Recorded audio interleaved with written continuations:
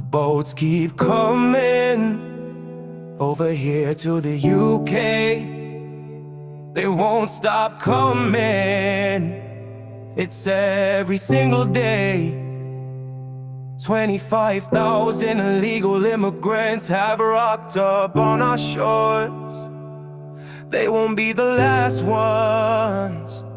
There will be many more.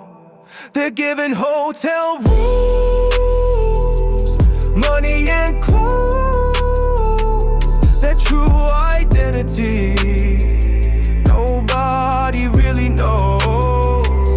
They carry no ID, so God knows where they're from. Criminals or terrorists, surely this is wrong. They say that they are escaping wars and they came here for their safety. But why are they just fighting aged men? Where are the wives and babies? Are they an army on a